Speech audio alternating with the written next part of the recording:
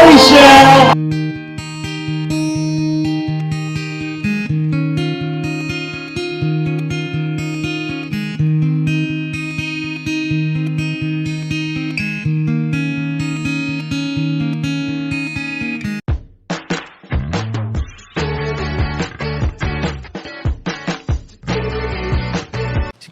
Si Kuya Jens, ano yan, reactor natin yan.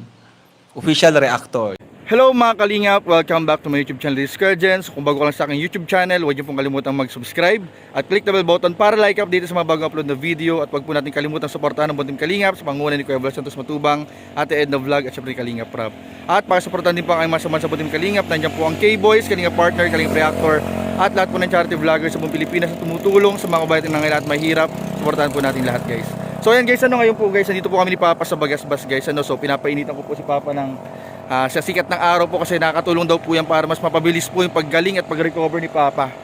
So dito po kami ngayon at habang nagpapainit po kami sa Bagasbas, nagpapainit po kami sa sikat ng araw ngayong umagang ito, ay mag-reaction video po tayo tungkol po sa ilang kaganapan at comment po ng ilang mga viewers and supporters po ni Rachel and ni Rowell na kung saan po minapansin po silang kakaiba noong birthday po ni Erica. So ano nga ba ito mga kalingap? Tutukan po natin, tingnan po natin kung ano ito mga kalingap. Panoorin po natin in 5, 4, 3, 2. Let us also welcome Rowell and Rachel!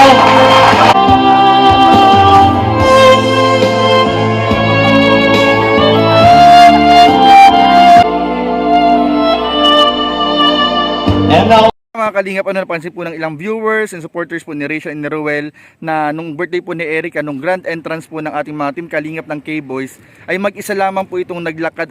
So napansin din po natin mga kalingap na wala po si Rachel nung time po na grand entrance dapat ng mga team kalingap at ng K-Boys mga kalingap, kung saan po mag-isa lang po naglakad si Rowell nung grand entrance mga kalingap. Nasaan nga ba, ang tanong po ng taong bayan, nasaan po ng moment na ito si Rachel at bakit hindi po niya nasamahan daw si Rowell of Malalag? So mamaya guys, sasagutin po natin bakit wala po si Rachel Morales nung panahon po na nag-grand entrance po mga kalingap itong si Rowell dun sa birthday po ni Erica mga kalingap. So naalala ko nga pala mga kalingap na nasa Bagasbas Beach po tayo, kung saan alam naman po natin mga kalingap na dito po madalas magpahangin at tumambay si Rachel at si Rowell mga kalingap. So kitang-kita naman po natin ang ganda ng view mga kalingap. At dito po ginanap ang ilang eksena po ng Kalingap serye ng Rochelle at napakarami pong memories po dito ni Rachel and ni Rowell na napakaganda mga kalingap. So sa mga bibisita po ng Daet, huwag niyo pong kalimutan bumisita sa Bagasbas Beach mga kalingap.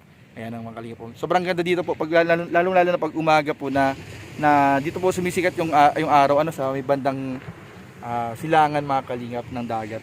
So yun po so mamaya po titingnan po natin at obserbahan po natin ano ba yung mga nangyari nung birthday po ni Erica, bakit po ibang mga comments at ibang mga viewers po natin ay napansin daw po na parang merong konting tampuhan nung umpisa si Rowell at si Rachel. So totoo nga ba ito? Tara tingnan po natin sa mga video susunod. Na makasama na i-celebrate yung kanyang birthday. It's an invitation. Ganun din po ang binibigay ng Diyos para sa ating lahat. It's an invitation of love na minsan hindi natin hinahanap ng lupa na sa amin pong lahat ay nagmamahal. Salamat Lord sa gabi pong ito as we celebrate life. And Lord, we celebrate your goodness and your faithfulness sa buhay po ni Erica. Na simula nung time na siya po iyong continue to guide her, Lord, that you will continue to protect her, to bless her. Let your favor be upon her life.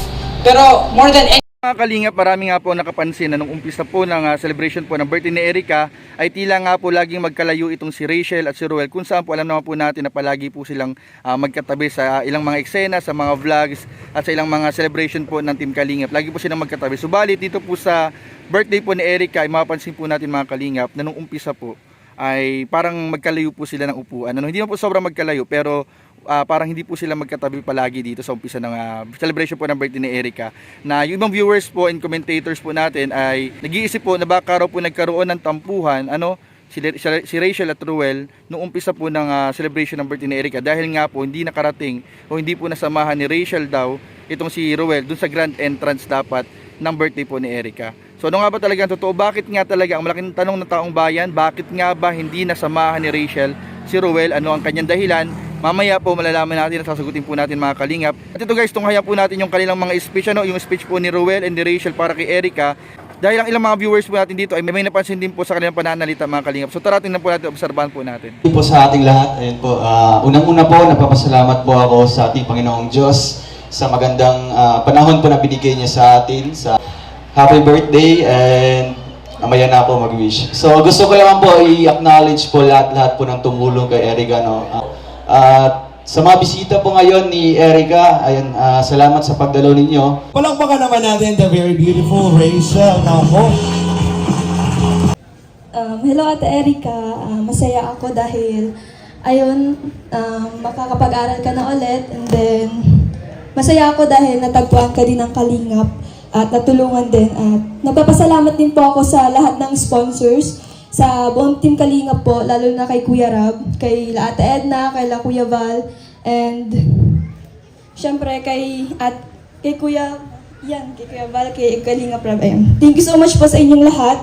And ang wish ko lang sa'yo, Ate Erica, sana pagpatuloy mo yung pag-aaral mo and magpatuloy ka lang sa buhay, huwag kang susuko, and gawin mong motivation yung naging buhay natin ngayon, and be humble lang palagi.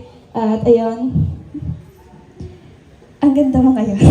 So yun mga kalingap, so para sa akin guys, parang okay lang naman, parang normal naman guys yung mga speech po at message po ni Ruel at ni Rachel po. Kanilang message, birthday message po para kay Erica. So parang normal naman po, wala naman po ako napansin na parang may mali o parang may something po sa kanilang dalawa. Parang okay naman po, wala naman po. Pero ilang mga comments po kasi nababasa natin na parang may something daw po. Pero para po sa akin, parang okay lang naman, parang wala naman pong naging tampuhan mga kalingap. Pero di po natin masabi dahil yung iba pong mga viewers ay may napapansin nga raw po dun sa umpisa po ng birthday celebration po ni Erica. So ito po, tinanong po natin dito dahil meron daw po dito sa part na to, napansin din yung ilang viewers na parang nagkakailangan nga daw si Roel and Rachel. So tingnan po natin ito mga kalingap.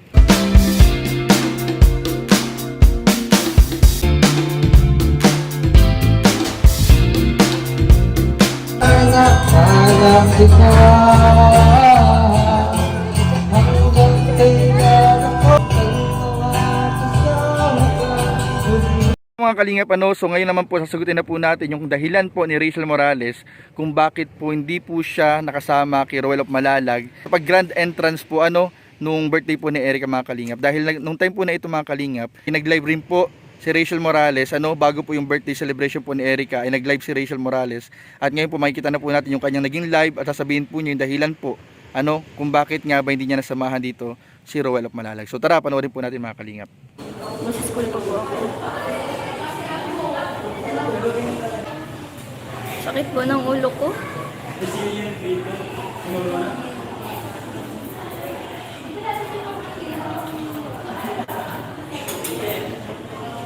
Sobrang sakit ito. Walang kung bakit.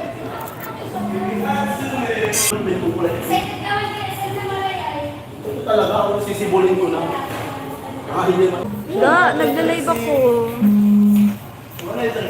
Pala mga kalingap, may dahilan po pala si Rachel Morales kung bakit po medyo na late siya nung birthday celebration po ni Erica. Hindi po niya nasamahan si Roel of Malalag sa grand entrance dahil nga po ito po ay galing sa paaralan, kakatapos lang po ng kanilang klase. At nakita po natin mga kalingap na hindi po maganda yung pakiramdam ni Rachel at sobrang iniinda po nito yung sakit ng ulo. Pero makikita po natin guys sa pagtatapos po ng vlog ni Kalingap Rab ng birthday po ni Erica, ay makikita naman po natin na okay naman po mga kalingap si Roel at si Rachel. Wala naman po naging tampuhan at makikita nga po natin na may mga picture taking pa po sila, tawanan na makikita po dun sa video. So wala pong naging tampuhan mga kalingap between Rachel and Roel, at talagang may dahilan lang po talaga si Rachel kung bakit po siya na late, and hindi po niya nasamaan si Roel Malalag dahil ito po ay galing sa school, kakaut lang po nung bata sa school, at ayun po talagang iniinda rin po niya yung sakit ng ulo niya. So unawain na lang po natin mga kalingap, intindihin po natin at wag po nating isipan ng hindi maganda yung relasyon po, yung nangyari pong paglalakad po mag-isa ni Roel Malalag. So suportahan lang po natin, patuloy po natin suportahan ang Team Kalingap at ang lahat po ng bumubuo sa Team Kalingap. Maraming po salamat. Huwag po natin kalimutan mag-like, comment, share, and subscribe to this video. Maraming po salamat. God bless. Bye-bye.